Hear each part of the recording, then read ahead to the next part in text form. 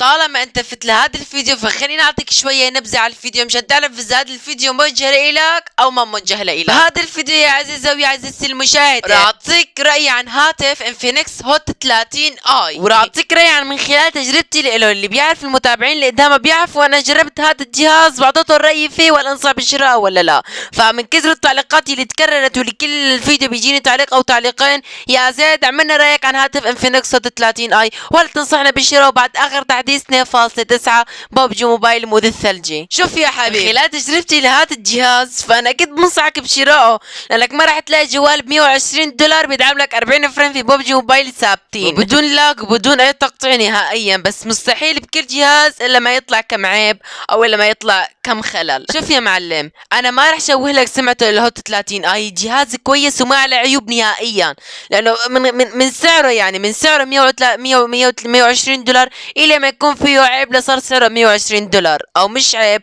او شيء نحن بنستخدمه في اللعبه اصلا. بس وقف عندك قبل ما كمل هذا الفيديو. بس خليني لك شويه شو عم بصير معي. يا اخوان انا بعرف وبعرفك انت طالب مني حساسيه لهاتف انفينكس هوت 30 اي او للتكنو 10 برو او للتكنو 10 سي مثل ما عملت المتابعين طبعا. بس اذا بدك كان ينزل لك عن هدول حساسيه سواء انفينكس هوت 30 اي او للتكنو سبارك 10 سي او تكنو سبارك 10 برو، بدي منكم طلب اخوي صغير انك توصل هذا الفيديو لل 50 لايك. معكم يومين معكم، خلص بدي ارحمكم، كنت بدي اقول معكم بس ساعتين، معكم بس يومين توصلوا هذا الفيديو ل 50 لايك. لو وصل فوق ال 50 لايك او 50 لايك راح اعمل جزء ثاني الحساسيه بدون جيروسكوب لهدول الثلاث اجهزه ذكرتهم انا. وهلا مشاهده ممتعه. الاسئله اللي بتنسال عن جهاز انفينكس هوت 30 اي، يا زيد كم رامات لازم ناخده كرمال يعطي استقرارية للمعالج وما يصير لا. جهتي انا ومن تجربتي الشخصية بنصحك برامة 8، ما بنصحك باقل من رامة 8. اذا بدك سلاسة وما يصير لاج وتاخد 40 فريم ثابتين،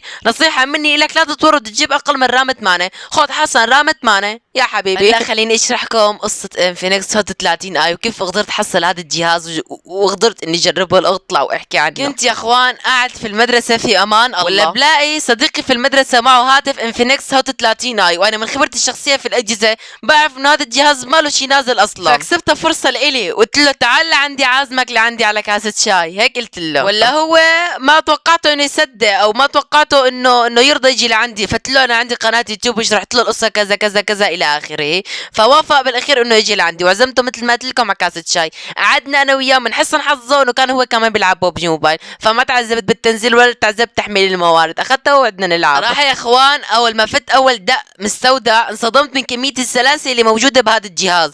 فت على الرسومات الجغرافية بلاقي الجهاز 40 فريم، قلت اوه ايه، وحسيته يا اخوان انه 60 فريم طلع 40 فريم. قلت يا محمد ما عاد هذا افضل جهاز اقتصادي ممكن اني اطلع عنه واحكي عنه بفيديو من فيديوهات. ماني نسيانكم، انا قلت لكم بنص الفيديو بشوي انه فيه عيب بسيط، هو عيب بسيط شويه يعني حساس الجيروسكوب لسه سعره 120 دولار. انا شايل لك حساس الجيروسكوب، هو الجيروسكوب شايل لهم هذا الجهاز، اذا الجيروسكوب انشال من هذا الجهاز فيعني مثلا حقه 200 دولار، شيل منه حساس الجيروسكوب بصير حقه 110 دولار. شوف الحساس الجيروسكوب قديش بيعطي غلا للجهاز وقديش بيغليه. فالما بيلعبوا جيروسكوب فهذا اليوم يومكم. الانفينكس هوت 30 اي بنصحكم بشراء، اذا بدك تلعب جيروسكوب فانا ما بنصحك بشرائه. هذا هو عيب هذا الجهاز انه ما يدعم جيروسكوب في ببجي موبايل. وخلينا نكمل هلا شويه عن ميزات هذا الجهاز في ببجي موبايل ونكمل القصه. بس لعبت دائم السوداء ولقيت السلاسه فقلت لا جربه بجيمر انجل اشوف السلاسه هل هي موجوده، ولا نزلت بجيمر انجل السلاسه كثير حلوه والوشات كثير حلوه ما بيعلق، بس اول ما بتنزل بالمود